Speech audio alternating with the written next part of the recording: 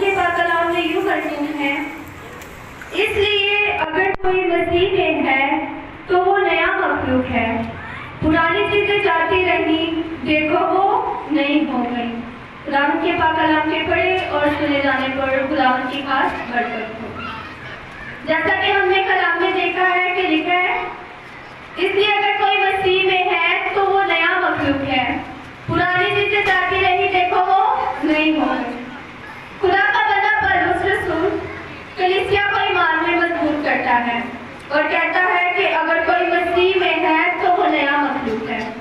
اور میں سمجھتی ہوں کہ وہاں ایسے لوگ ضرور ہوں گے جو کہتے ہوں کہ ہم تو خدا کے خادم ہیں، لیکن ان کے اندر کچھ اور ہی بھرا ہوتا ہے۔ لیکن اگر ہم اس بات پر غور کریں کہ بہت سے انبیاء کرام آئے، لیکن یہ صرف کسی کو حاصل نہ ہوا کہ اس کے وسیلہ سے ہم ایک نئی مخلوق بن جائیں۔ ایک نام ہے تو یسوع نام ہے، جس میں ہم شامل ہو کر ایک نئی مخلوق بن جاتے ہیں۔ میں کچھ ناموں کی طرف آپ کو متوجہ کرنا چاہتی ہوں کہ اگر ہم مریم مقدسینی کی زندگی پر غور کریں کہ اس کی زندگی کیا تھی پہلے، وہ پہلے ایک بدکار عورت تھی اور اس نے یسوع مسیح کی صورت کے بارے میں بہت کچھ سنا تھا کہ یسوع مسیح کتنا خوبصورت ہے، اس کے سنہرے بال ہیں، جلالی چہرہ ہے اس کا، اور آنکھوں میں ایسی قدرت پائی جاتی کہ جب وہ کسی کی طرف دیکھتا ہی تو اس کے دیکھنے سے ہی انسان کی کایا پلٹ جاتی۔ تو مریم کا دعویٰ تھا کہ جب یسوع مسیح کی ملاقات میرے ساتھ ہو جائے گی وہ سب کچھ بھول جائے گا اور وہ بس میرا ہو جائے گا۔ اب اچانک ایک دن ایسا ہوا کہ یسوع مسیح ایک بڑی بھیڑ کے ساتھ جا رہے تھے اور مریم بھی اپنی سہیلیوں کے ساتھ سیر کرنے کو نکلی ہوئی تھی۔ جب اس نے یسوع مسیح کو دیکھا تو وہ کہنے لگی کہ یہ کون ہے جس کے ساتھ اتنی بھیڑ ہے؟ اس کی سہیلیوں نے کہا کہ یہی وہ یسوع مسیح ہے جس کے وسیلہ سے بڑے بڑے کام ہوتے ہیں۔ تو مریم مقدسینی کچھ فاصلہ طے کر کے یسوع مسیح کے پاس آئی اور وہ یسوع مسیح کو دیکھتی رہی، لیکن جب یسوع مسیح نے اس کی طرف دیکھا تو وہ منہ کے بل یسوع مسیح کے پاؤں میں گر پڑی اور وہ پہلی مریم مقدسینی نہ رہی بلکہ اس کا جیون بدل گیا اور وہ ایک نئی مخلوق بن گئی۔ اگر ہم رسولوں کے اعمال میں دیکھتے ہیں کہ جو 120 کی جماعت ہے ان میں مرد بھی شامل ہیں اور عورتیں بھی شامل ہیں، وہ جو بہنیں شاگردوں کے ساتھ خدمت کو سر انجام دے رہی ہیں، اس کے پیچھے کوئی وجہ تو ضرور ہے۔ ہو سکتا ہے کہ وہ پہلے راست باز نہ ہوں، لیکن جب انہوں نے یسوع مسیح کے شاگردوں کے وسیلہ سے بڑے بڑے کام ہوتے دیکھے اور سنے تو انہوں نے اپنے دلوں کے دروازوں کو آسمان کے خدا کے لیے کھولا اور وہ خدمت میں سرگرم ہو گئی اور خداوند کے کام کو سر انجام دینے لگے۔ اگر ہم ایک عورت کے بارے میں دیکھیں کہ اس کی بیٹی بہت بیمار ہے اور وہ یسوع مسیح سے شکایت کر رہی ہے کہ میری بیٹی کو شفا مل جائے، لیکن یسوع مسیح کہتے ہیں کہ کیا واجب ہے کہ بچوں کی روٹی کتوں کو ڈال دی جائے؟ لیکن اس عورت نے کہا کہ اے مالک، کتے بھی تو اپنے مالک کی میز سے گرے ہوئے ٹکڑوں سے پیٹ بھرتے ہیں۔ تو یسوع مسیح نے کہا کہ میں نے ایسا ایمان تو اسرائیلیوں میں بھی نہیں دیکھا ہے۔ اس سے ثابت ہوتا ہے کہ وہ عورت غیر مسیحی تھی، لیکن اس کے اندر ایک تڑپ تھی، ایک پیاس تھی کہ جب یسوع مسیح جو کچھ بھی کہے گا وہ ہو جائے گا، اور ہو سکتا ہے کہ اس کے بعد وہ عورت تو کیا اس کا پورا گھرانہ ہی بدل گیا ہوگا۔ اور میں یقین سے کہتی ہوں کیونکہ ایسا ہوا ہوگا کیونکہ وہ عورت ایمان کے ساتھ آئی تھی۔ اسی طرح ہم جانتے ہیں کہ ہماری بائبل میں بہت سے ہیروز کے بارے میں بھی بتایا گیا ہے۔ اگر ہم آدم کے بارے میں دیکھیں کہ آدم سے ساری دنیا کا آغاز ہوا، مگر یہ نہ کہا گیا کہ اگر کوئی آدم میں ہے تو وہ نیا مخلوق ہے۔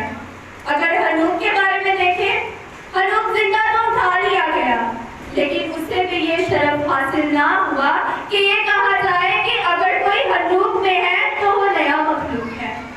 اگر ہم موسیٰ کے بارے میں دیکھتے ہیں، موسیٰ کو بڑے خدا کا لقب تو مل گیا اور اسے کلیم اللہ بھی کہا گیا، اور اسے آسمان کے خدا کی طرف سے اتنا بڑا پروجیکٹ ملا کہ وہ اسرائیلیوں کو فرعون کی غلامی سے نکال کر ملک کنعان میں پہنچائے، اور اس نے ایسا کیا بھی۔ لیکن بائبل مقدس میں یہ نہ لکھا گیا کہ اگر کوئی موسیٰ میں ہے تو وہ نیا مخلوق ہے۔ اگر ہم نوح کے بارے میں دیکھیں، وہ 100 توبہ کی منادی کرتا رہا، اور جو ساتھ ساتھ یسوع مسیح نے اسے کشتی بنانے کے لیے کہا تھا وہ بھی بناتا رہا، لیکن کسی نے توبہ نہ کی اور سب کے سب پانی کے طوفان میں مر مٹے، صرف نوح اور نوح کا خاندان ہی بچا۔ لیکن نوح کو بھی یہ نصیب نہ ہوا کہ کہا جائے کہ اگر کوئی نوح میں ہے تو وہ نیا مخلوق ہے۔ یہ حق صرف اور صرف اسی واحد ہستی کو ہے۔ اسی لیے تو کہا گیا ہے کہ اگر کوئی مسیح میں ہے تو وہ نیا مخلوق ہے۔ اس کی وجہ کیا ہے؟ اس کی وجہ یہ ہے کہ اس کی ذات میں کوئی گناہ نہیں ہے، وہ ہر گناہ سے پاک ہے۔ پھر اس نے ساری دنیا کے لیے اپنے خون کا کفارہ دیا اور اس جدائی کی دیوار کو ختم کیا جو آدم کے گناہ کی وجہ سے انسان اور خدا کے درمیان تھی، اور اس نے پھر سے انسان اور خدا کا ملاپ کروا دیا۔ اسی لیے تو کلام فرماتا ہے کہ اگر کوئی مسیح میں ہے تو وہ نیا مخلوق ہے۔ اگر ہم پچھلی آیت 16 پر غور کریں جس میں یوں لکھا ہے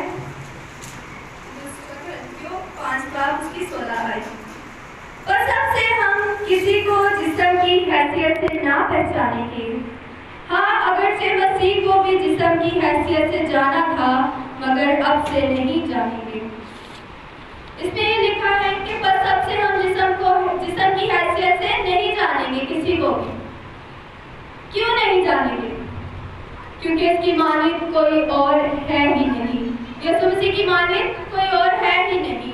اس کی ذات میں کوئی گناہ نہیں ہے، وہ ہر گناہ سے مبرہ ہے، وہ بے عیب، وہ بے داغ ہے۔ اسی لیے تو کلام فرماتا ہے کہ بس اب سے ہم کسی کو جسم کی حیثیت سے نہ پہچانیں گے۔ ہم اپنی پچھلی آیت پر واپس آتے ہیں کہ اگر کوئی مسیح میں ہے تو وہ نیا مخلوق ہے۔ اگر ہم یسوع مسیح کے شاگردوں کے بارے میں دیکھیں کہ وہ پہلے کیا تھے، آئیے میرے ساتھ نکالیے اعمال 3 باب، اعمال 3 باب اس کی پہلی آیت سے ہم پڑھیں گے۔ پطرس اور یوحنا دعا کے وقت یعنی تیسرے پہر ہیکل کو جا رہے تھے اور لوگ ایک جنم کے لکڑے کو لا رہے تھے جس کو ہر روز ہیکل کے اس دروازہ پر بٹھا دیتے تھے جو خوبصورت کہلاتا ہے، تاکہ ہیکل میں جانے والوں سے بھیک مانگے۔ جب اس نے پطرس اور یوحنا کو ہیکل میں جاتے دیکھا تو ان سے بھیک مانگی۔ پطرس اور یوحنا نے اس پر غور سے نظر کی اور پطرس نے کہا ہماری طرف دیکھ۔ وہ ان سے کچھ ملنے کی امید پر ان کی طرف متوجہ ہوا۔ پطرس نے کہا چاندی سونا تو میرے پاس نہیں ہے، مگر جو میرے پاس ہے وہ تجھے دیے دیتا ہوں۔ یسوع مسیح ناصری کے نام سے چل پھر، اور اس کا دہنا ہاتھ پکڑ کر اس کو اٹھایا اور اسی دم اس کے پاؤں اور ٹخنے مضبوط ہو گئے اور وہ کود کر کھڑا ہو گیا اور چلنے پھرنے لگا اور چلتا اور کودتا اور خدا کی حمد کرتا ہوا ان کے ساتھ ہیکل میں گیا، اور سب لوگوں نے اسے چلتے پھرتے اور خدا کی حمد کرتے دیکھ کر اس کو پہچانا کہ یہ وہی ہے جو ہیکل کے خوبصورت دروازہ پر بیٹھا بھیک مانگا کرتا تھا۔ شاگردوں کے بارے میں بیان کیا گیا۔ ہم جانتے ہیں کہ کچھ شاگرد پہلے مچھیرے تھے، کچھ چرواہے تھے اور کچھ مختلف کام کرتے تھے، لیکن جب مسیح میں آ گیا تو وہ ایک نئی مخلوق نظر آنے لگے اور ان کی زندگیوں میں معجزات ہونے نظر آنے لگے۔ ہم پطرس اور یوحنا کے بارے میں دیکھتے ہیں کہ جب وہ تیسرے پہر کے قریب ہیکل کو جا رہے تھے تو ایک جنم کا لنگڑا وہاں بیٹھا ہوا تھا، بھیک مانگ رہا تھا۔ جب اس نے پطرس اور یوحنا سے کہا تو پطرس اور یوحنا نے کہا کہ ہمارے پاس چاندی تو سونا ہے نہیں ہے، لیکن ہمارے پاس جو کچھ ہے وہ تجھے دیے دیتے ہیں۔ اور انہوں نے دعا کی کہ یسوع مسیح ناصری کے نام سے چل پھر، اور وہ جنم کا لنگڑا فوراً چلنا پھرنے لگا۔ ہم دیکھتے ہیں کہ ان شاگردوں کے وسیلہ سے وہ چلنے پھرنے لگا۔ جب خدا ہماری زندگی میں آ جاتا ہے تو ہم ایک عام انسان نہیں رہتے، بلکہ ہم ایک نئی مخلوق بن جاتے ہیں۔ اب ہمیں کلام کے ترازو میں اپنا وزن کرنا ہے کہ کیا ہم نئے بن چکے ہیں یا نہیں، یا پھر نئے بننے کے لیے ہم ہم تیار ہی نہیں ہیں، یا پھر ابھی تک ہم اپنی پرانی زندگی گزار رہے ہیں؟ کیا آپ نے کبھی سوچا ہے کہ ہم ایک ہی گناہ میں بار بار کیوں گرتے ہیں؟ ہم نئی مخلوق کیوں نہیں بن پا رہے؟ ہمارے اندر کیا خرابی ہے کہ ہم یسوع مسیح کو کیوں نہیں قبول کرتے؟ یہ کلام ایک آئینہ ہے جس کے وسیلہ سے ہمیں سب کچھ نظر آتا ہے۔ فیصلہ ہم نے کرنا ہے کہ کیا ہم ایک نئی مخلوق بننا چاہتے ہیں یا نہیں۔ ابھی تھوڑے دنوں بعد ہمارے چرچ میں بپتسمہ ہونے والے ہیں، کافی لوگوں نے بپتسمے لینے ہیں اور میں نے بھی لینا ہے۔ میں آپ کو بتانا چاہتی ہوں کہ جب تک ہم توبہ نہیں کرتے ہم حقیقی مسیحی نہیں ہوتے، بلکہ ہم صرف نام کے مسیحی ہوتے ہیں۔ لیکن جب ہم توبہ کر لیتے ہیں تو ہم ایک نئی مخلوق بن جاتے ہیں، پھر ہم نام کے مسیحی نہیں رہتے بلکہ ہم حقیقی مسیحی بن جاتے ہیں۔ سو میرے ساتھ ایک حوالہ نکالیے، اعمال 8 باب کی 26 آیت۔ خداوند کے پاک کلام میں یوں مرسوم ہے، پھر خداوند کے فرشتہ نے فلپس سے کہا کہ اٹھ کر دکن کی طرف اس راہ تک جا جو یروشلم سے عزا کو جاتی ہے اور جنگل میں ہے۔ وہ اٹھ کر روانہ ہوا تو دیکھو ایک حبشی کھوجا آ رہا تھا۔ وہ حبشیوں کی ملکہ کرناکے کا ایک وزیر اور اس کے سارے خزانہ کا مختار تھا اور یروشلم میں عبادت کے لیے آیا تھا۔ وہ اپنے رتھ پر بیٹھا ہوا اور یسایا نبی کے صحیفہ کو پڑھتا ہوا واپس جا رہا تھا۔ روح نے فلپس سے کہا کہ نزدیک جا کر اس رتھ کے ساتھ دھو لے۔ بس فلپس نے اس طرف دوڑ کر اسے یسایا نبی کا صحیفہ پڑھتے سنا اور کہا، جو تو پڑھتا ہے اسے سمجھتا بھی ہے؟ اس نے کہا، یہ مجھ سے کیوں کر ہو سکتا ہے جب تک کوئی مجھے ہدایت نہ کرے؟ اور اس نے فلپس سے درخواست کی کہ میرے پاس آ بیٹھ۔ کتاب مقدس کی جو عبادت وہ پڑھ رہا تھا یہ تھی کہ لوگ اسے بھیڑ کی طرح ذبح کرنے کو لے گئے، اور جس طرح برا اپنے بال کترنے والے کے سامنے بے زبان ہوتا ہے اسی طرح وہ اپنا منہ نہیں کھولتا۔ اس کی بدحالی میں اس کا انصاف نہ ہوا، اور کون اس کی نسل کا حال بیان کرے گا، کیونکہ زمین پر سے اس کی زندگی مٹائی جاتی ہے۔ کھوجا نے فلپس سے کہا، میں تیری منت کر کے پوچھتا ہوں کہ نبی یہ کس کے حق میں کہتا ہے، اپنے یا کسی دوسرے کے؟ فلپس نے اپنی زبان کھول کر اسی نوشتہ سے شروع کیا اور اسے یسوع کی خوشخبری دی، اور راہ میں چلتے چلتے کسی پانی کی جگہ پر پہنچے۔ کھوجا نے کہا، دیکھ پانی موجود ہے، اب مجھے بپتسمہ لینے سے کون سی چیز روکتی ہے؟ بس فلپس نے کہا کہ اگر تو دل و جان سے ایمان لائے تو بپتسمہ لے سکتا ہے۔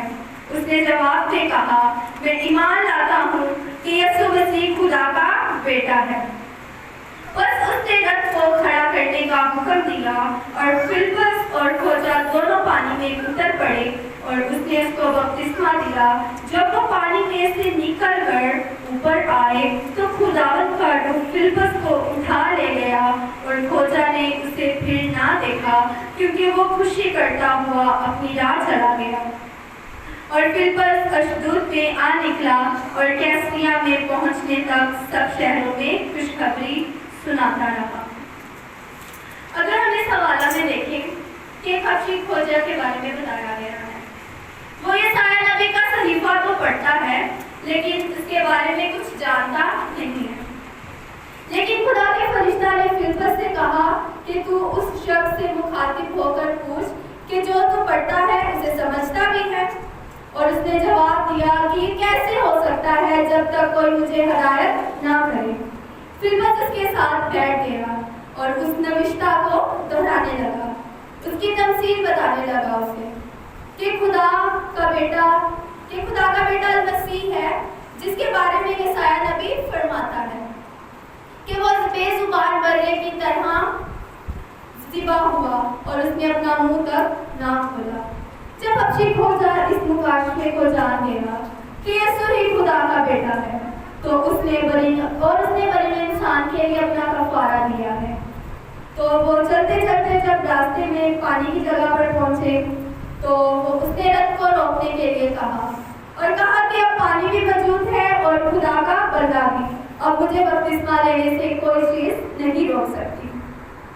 वो यीशु पर ईमान ले आया, उसने बपतिस्मा लिया और वो एक नई मखलूक बन गया।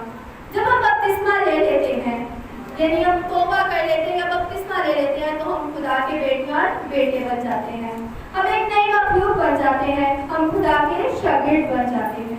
मैं आपके सामने एक मिसाल पेश करूंगी कि किसी शहर में एक जनरल स्टोर था और एक बुजुर्ग था जो उस जनरल स्टोर से हर रोज चीजें खरीदने के लिए आया करता था। और जो स्टोर वाला था वो काफी दिनों तक तो बुजुर्ग को देखता रहा, लेकिन एक दिन उसने उस बुजुर्ग को रोक लिया और कहने लगा कि बाबा जी आप कहाँ के हैं, मैं आपसे कुछ मालूमात हासिल करना चाहता हूँ। और उन्होंने बुजुर्ग ने कहा कि पूछिए। और वो स्टोर वाले ने कहा कि मेरे पास सुबह से लेकर शाम तक बहुत से लोग चीजें खरीदने के लिए आते हैं, लेकिन आप उनसे बहुत अलग हैं। उस बुजुर्ग ने जवाब दिया कि बेटा जब से मैंने यीशु मसीह को कबूल किया है, यीशु मसीह मेरी जिंदगी में आया है, तो उसने मेरी काया ही पलट दी है, इसलिए मैं तुझे एक नया मखलूक नजर आता हूँ। जब खुदावंद हमारी जिंदगी में आ जाता है तो हम पहले की तरह के इंसान नहीं रहते। तो मेरी आप सबसे दरख्वास्त है कि हम सब बदी को छोड़कर अपने रिश्ते को आसमान के खुदा के साथ मजबूती से जोड़ें, ताकि हम उसके खानदान का हिस्सा बने। तो जिंदा आसमानी बाप तेरी पाक नजरी में आती हुई सुनास्ती, ए बाप तेरी शुक्रगुजारी करती है सुनास्ती कि जो हमसे बोला है ये सुनास्ती, तो मेरे साथ रहा, मैंने जितना वक्त भी तेरी पाक नजरी में गुजारा तो मेरे साथ रहा ये सुनास्ती। ए बाप अब फजल अदा करना कि हम सब इस पाक कलाम पर अमल करने वाले बन सके ये सुनास्ती, ताकि हम तेरे खानदान का हिस्सा बने ये सुनास्ती, हम एक नई मखलूक बन जाए ये सुनास्ती, ताकि तेरे नाम को इज्जत और जलाल मिले। बाप ए बाप तो हमारे साथ है ना, हमारा हाथी मददगार है ना ये सुनास्ती, ताकि हमारी जिंदगियों में से यीशु नाम को इज्जत और जलाल मिले। बाप मांग लेती हूँ तेरे प्यारे बेटे यीशु मसीह के नाम से, आमीन।